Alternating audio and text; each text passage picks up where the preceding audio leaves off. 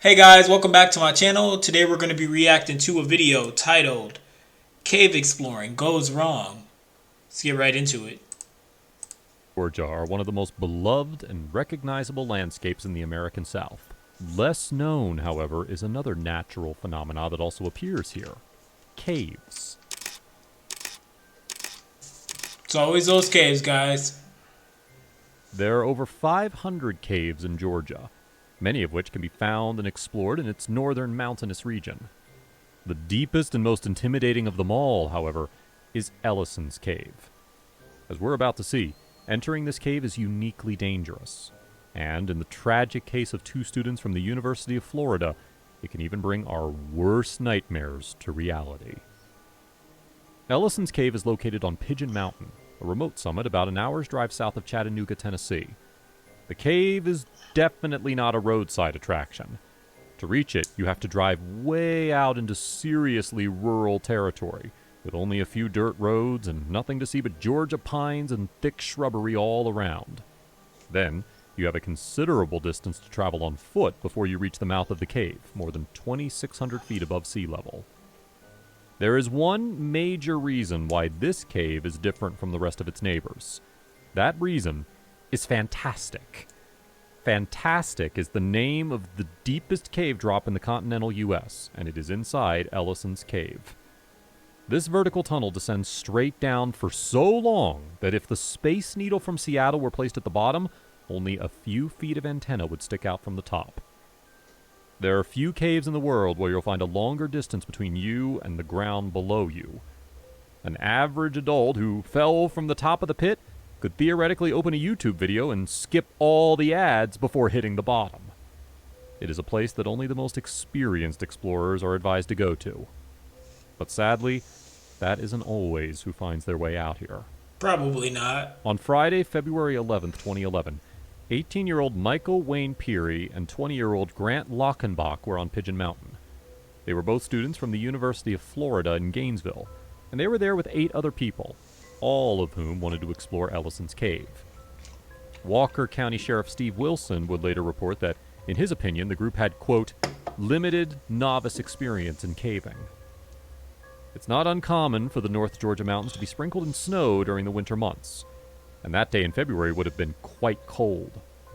To reach the mouth of the cave, the group also had to ascend to a higher elevation, and pit caves tend to be even colder near their entrances during winter months. So it's likely that anyone in this group would have either been heavily bundled up or shivering upon reaching the mouth of Ellison's Cave. What happened next has never been fully explained. All we know is that a backpack, which belonged to someone in the group, fell into the cave. We don't know what was in the backpack, and we don't know for sure who it belonged to, but it seems likely it may have belonged to Grant Lockenbach because he chose to go in after it. Despite multiple warning signs posted outside the cave, and despite the fact that the backpack could have easily fallen hundreds of feet below, Lockenbach strapped himself in and began rappelling down, initiating a slow, untrained descent into one of the deepest cave drops on the planet. Stupid, bro. Rappelling down such a seemingly endless shaft with limited experience and no research ahead of time is something no experienced explorer would Why ever would he recommend. ever do that? But Lockenbach showed some impressive determination in attempting to retrieve the fallen backpack because he eventually made it almost 150 feet down into the cave. It was at this dramatic point that disaster struck. Lockenbach suddenly became entangled in the rope. He also found himself stuck in the path of a waterfall, relentlessly dousing him in freezing cold water. Lockenbach immediately began hollering up to his friends, crying out for help.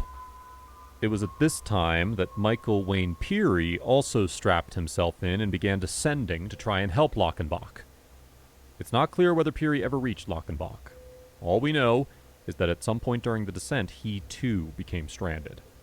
Both Peary and Lockenbach were suspended in peril, unable to help each other and unable to ascend or descend. Oh, man. Meanwhile, the other 8 members of the group remained at the mouth of the cave. It may have been that Peary and Lockenbach were using all of the available equipment, or it may have been that the group decided it wasn't worth risking a third person getting stranded in the cave. Either way, The remaining 8 reportedly continued yelling down to Peary and Lockenbach, desperately trying to figure out how to get them out for about 20 to 30 minutes. Then, something truly haunting began to happen. According to Sheriff Wilson, who spoke with the group of 8 immediately after the incident, the voices of Peary and Lockenbach began, quote, fading off. There are a couple of disturbing explanations for this cryptic phase. What do they mean fading off? off? That Peary and Lockenbach somehow got untangled and began descending even further into the cave. Far more likely, however, is that the 2 young men began experiencing symptoms of acute hypothermia. After losing contact with their friends, the panicked group ran to get help.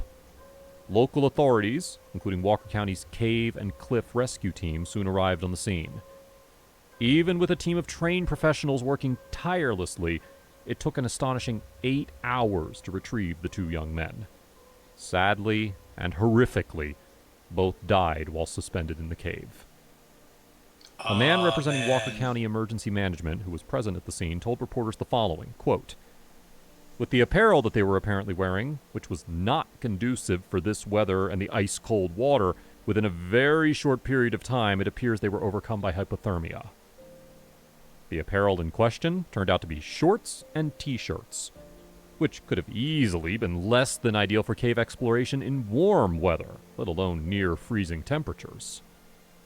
The man from Walker County Emergency Management also explained that the cave's extreme depth not only makes it dangerous, but one of the most technically challenging caves in the U.S. as well.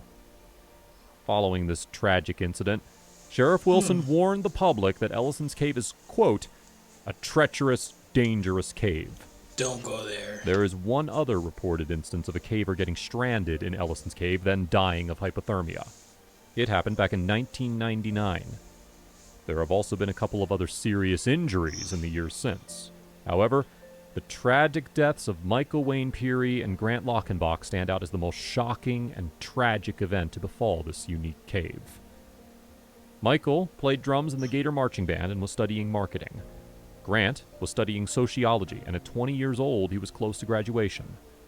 The University of Florida held a candlelight vigil on campus following their deaths. This story is a heartbreaking reminder of how dangerous caving can be, particularly if you're not well equipped and lack the requisite experience. When all the other... Okay, yeah, so that's gonna be it for that video. I thought that the 2 boys, they just didn't really make the best decision by trying to retrieve the backpack, especially at a cave that is known to have such a steep descent. So for the first guy to go in to go get his backpack, and then his friend subsequently following him, I just thought that wasn't the smartest idea. But again, they weren't experienced, and you should always explore caves and stuff like that with experienced professionals. So I just don't think that was really the best. It just wasn't the ideal situation. But yeah, let me know what you thought of this video. Let me know what you want to see in the future. Like, share, subscribe, and I'll catch you guys on the next one. Bye.